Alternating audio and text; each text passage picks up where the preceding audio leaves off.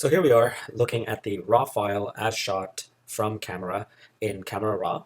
And I use Camera Raw in Photoshop to edit some of my more portfolio worthy or Instagram worthy images. And I want to share with you the way I do this. So before I start, you have to make some changes to the way raw files open up in Photoshop. So whenever you open up a raw file, you will see this screen come up. And at the bottom of it, you'll have a bunch of settings displayed. So first thing you want to do is click on that and make your settings look like mine. So I would like to open it in a color space of Adobe RGB, 16-bit per channel. It doesn't matter if you shoot 8-bit or regular RGB or ARGB straight from camera, but the most important thing is that you click this button that says Open in Photoshop as Smart Objects. The reason for this I will share as we go along. Now, that is all done. What you want to do now is when you are editing this photo, you want to think about the edits in separate layers. The advantage of being able to do this is that in Photoshop, you have options for layers. And by editing the raw file multiple times in multiple layers, you have full control over what certain parts of the photo will look like compared to others. For example, if I make an exposure change here, I can now use this layer for maybe the sky, and then do one more exposure change and use that layer for the foreground, etc., etc. So the point is that you can create multiple layers out of one photograph. So it's sort of like doing an HDR, but a little bit different in terms of the control you get when you go this way. So let's get started. I first look at the overall image and have a vision in mind in how I want it to turn out. So with this photo, I really want to kind of focus on the drama that this photograph has, and I want to kind of make it a little bit more painterly. So I would like to have the sky a little bit warmer, maybe somewhere around there. Let's see how their skin tone looks. Okay, cool. Now, this is good. Let's add some blacks to this. That sounds good.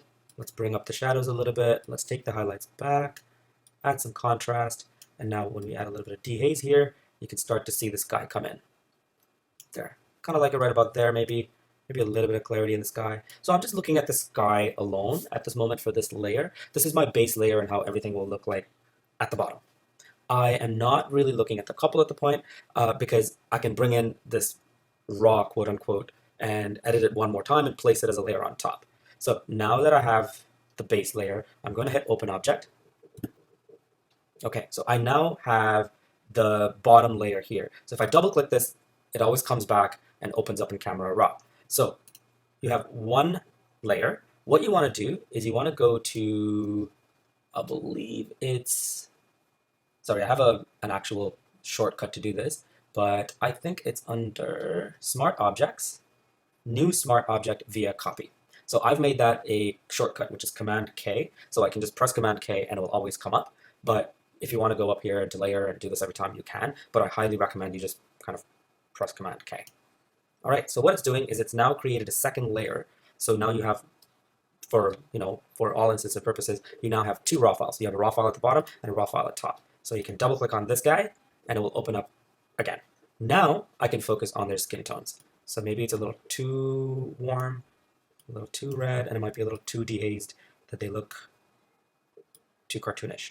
So I'll pull that back, maybe pull back some of the contrast on their skin because it's a little too much. Take back the blacks on them so they look a little bit crispy, but not too crispy. All right, that looks good for skin. So now I have a top layer for skin, bottom layer for the sky. Okay, so turn it on. And what I want to do is I want to add a mask on the top layer. So you just click this button. If you hold Alt and click this button, it adds a black mask. So by adding a black mask, you're removing that layer completely or not showing any of that layer.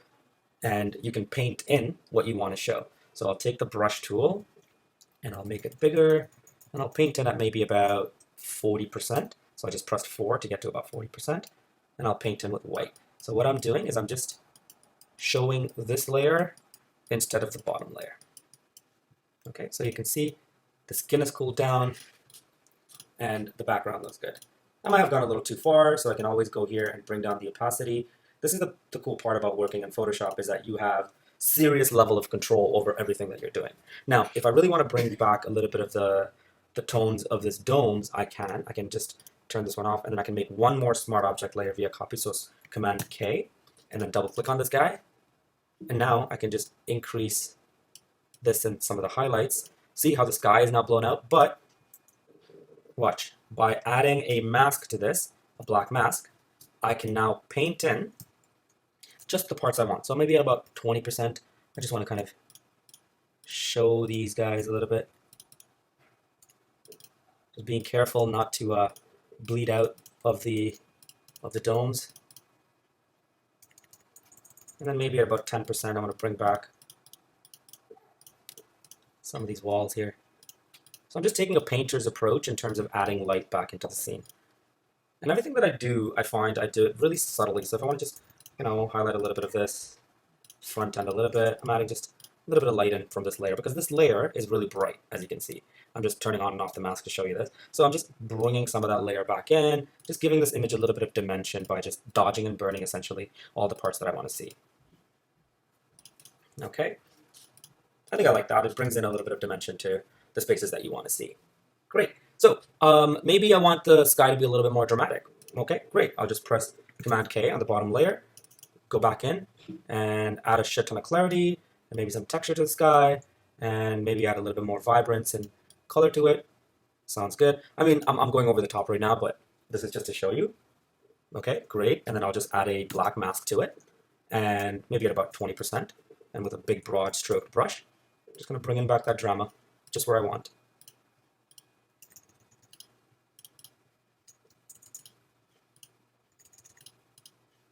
Yeah, you see, whenever I go over certain parts of the image, like right here, it just got a little too crispy, and you can kind of see what's going on. So I'm going to go back to black mask at about 50% and just take that back. Okay, so bring back the couple there. All right, well, that's our final look from the raw file. The changes are very subtle as we go, but it makes a big difference overall. So when I'm done to about this point, what I like to do is I like to combine all layers. So I'll just go merge the layers. So you can just go here and find merge layer. I don't know, I've always set shortcuts for many of these things. So merge visible is, for me, is Shift, Command E, and Command X. So I usually just flatten everything, and then I create a new layer, a copy of that new layer, which is just Command J. The reason I create a new layer is I want to just go back to Filter and go into Camera Raw Filter. This one, again, I have it set to a shortcut as well, so I can go in. So now I'm going to edit this image like how I would edit a full photo. So I could bring up the exposure a little bit if I want. I can bring in the contrast, pop back the highlights, shadows a little bit. Okey-dokes.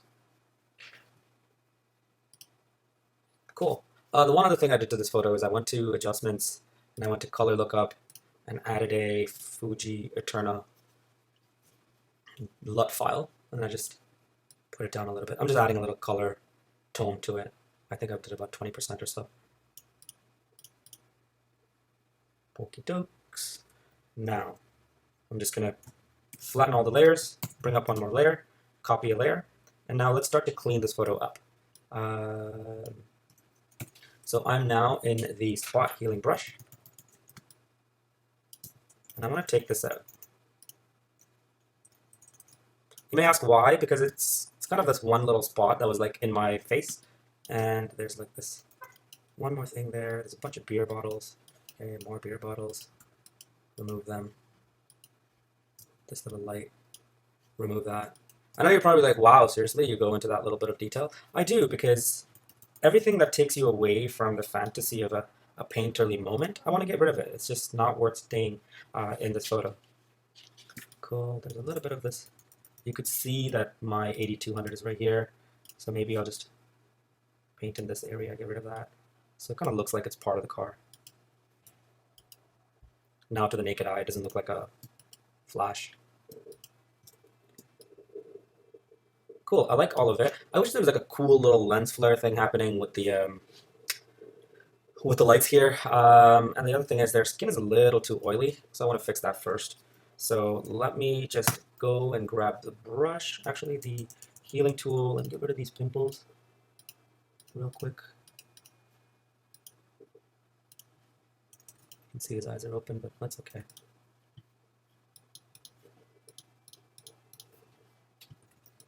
There's a rice in her hair, just taking it out. Okie dokes. I think we've cleaned up her face a little bit. Now I'm just going to take the brush, make it big, and then just find a color of her skin like right about here, and then go at 10%. The way you would apply makeup and powder is how I would apply like these kind of things. So I'm at 5%, and then just kind of slowly brush the darker tone into the parts where you see shine. You don't want to get rid of this highlight here because women actually pay money to put on highlight on their skin, so you don't want to remove that. But you want to remove highlight in sweaty parts. So I'm just picking the color and then just using it to fill in. The same way you would do makeup. I kind of picked up this thing from my wife who does makeup, so, you know, imagine you're just adding makeup on their skin. Right, so let's just pick up the color, like a setting powder of some sort, and then just fixing their skin. That's how I fix it. I don't get too complicated with it. And when you do it like that, it actually, you work little by little, but you see the difference? It makes a big difference overall without removing too much of the skin content, and I'm happy here. Cool. So that's that. Oh, yeah, let's add that little lens flare. I really wanted to do that. Let's do a render. Lens flare.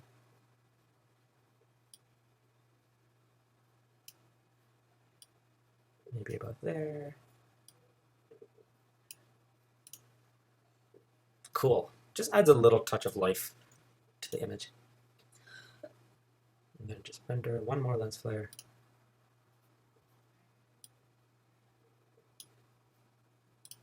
Ta-da!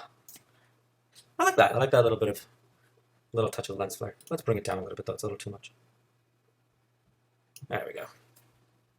Okay. Cool. I like it. All right. So now that we're done with that, the last step for me is usually to sharpen the image.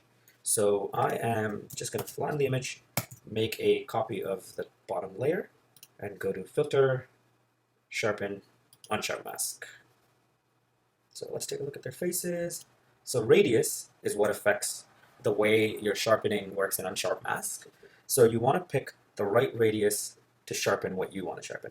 If you go higher with the pixels, what it does is it believes the edges of whatever you're looking for is that many pixels large. So when people are this small in a frame, and this is like a 20 megapixel or 25 megapixel sensor, what you want to do is pick a smaller radius. So maybe about 1. So 4 is too much. As you can see, it looks too crispy and bad.